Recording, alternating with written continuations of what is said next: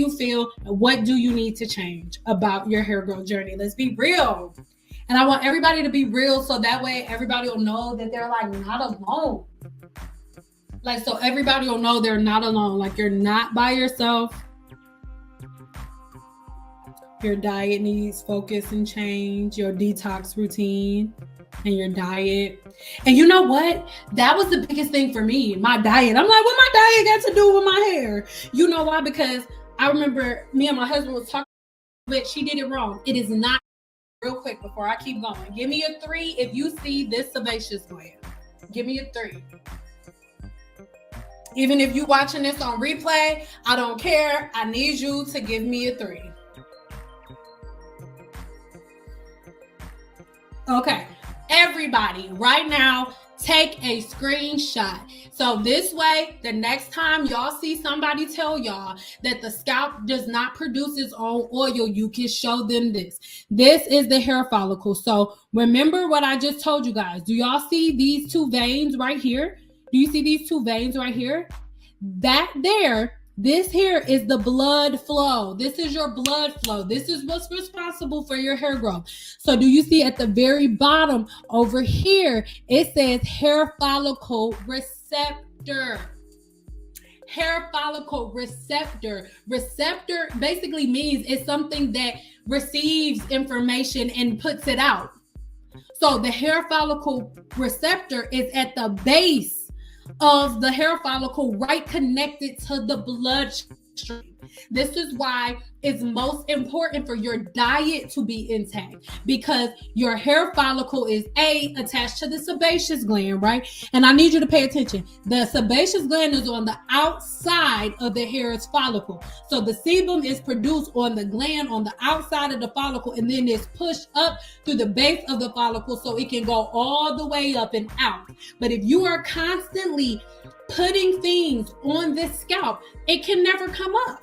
It's not even, what is there to argue about? Next up, something that ends up bothering me, something that I end up dealing with hydronitis suppurativa. Anybody who goes to a professional cosmetologist is like, oh my God, I went to get my hair done and then I left out, or I woke up in the morning and my whole hair was wet. She did it wrong. It is not her fault. You know why? Silk presses are not for everybody. Some people have more of an overactive sweat gland than others. I am one of those women who, if I didn't do hair professionally, I wouldn't. If I was a woman like me, if I was to come in for a consultation, I would turn me away and say, I don't think a silk press is for you, because I sweat every night, right? So look at this right here on the bottom right, okay, is the sweat gland, you guys. Do you see this? This is the sweat gland. Now let's look at where this sweat gland leads to. Straight up to the pore of the sweat gland duct. Where is the pore of the sweat gland duct? Right on the scalp. It's right there. So the sweat gland is underneath the skin, but the sweat that comes up and the toxins that the body releases, it comes up straight through here. Where do you think it goes? All over the scalp. So if you're layering products, oil, plus you got dead skin cells, you see all of these little patches, all of those individual little patches, they die and fall off. So if you're constantly layering product on top of that, and you sweating on top of the scalp, and you barely washing your hair, yeah, give me a 3 if it's starting to make sense now that you can visually see it, right? Now that you can visually see it. So this is what I want you to see. Again, the hair root. This is the root at the bottom. And look at this. Look at this vein. Look at these veins. Look at the hair root. What are they connected to? What are they wrapped around? The bloodstream. What are they connected to? The sebaceous gland. What are they going past? The sweat gland. Like, come on, y'all. This is how the inside of your scalp looks. I don't care what anybody on YouTube tells you. You greasing your scalp blocks this duct. This is the duct for your sweat gland. So a lot of y'all have hydronitis suppurativa, seborrheic dermatitis, dandruff, and scalp psoriasis because this duct is blocked. That duct is blocked. That sweat gland is blocked. The sebaceous gland is blocked. This hair root all the way down here is completely full. So when y'all are greasing y'all scalp with petroleum and stuff, the petroleum is getting it's like filling this whole section up. So like the sebaceous gland is all the way down there. So do you see the opening right here of the sebaceous gland? Give me a 2 if you see the opening of the sebaceous gland. So where the opening of the sebaceous gland is, this opening right here is where the oil comes out.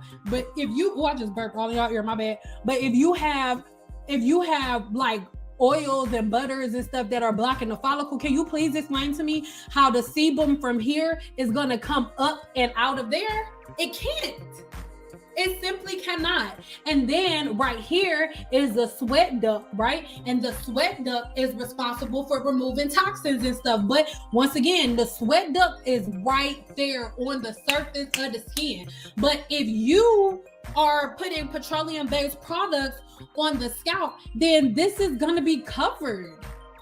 So all of the toxins that the body needs to release are going to stay within the body. And then guess what you have? Seborrheic dermatitis, dandruff. Both of those are infections of the sweat gland. Scalp psoriasis. All of these are infections of the sweat gland, and they're all self-inflicted by the products that y'all using.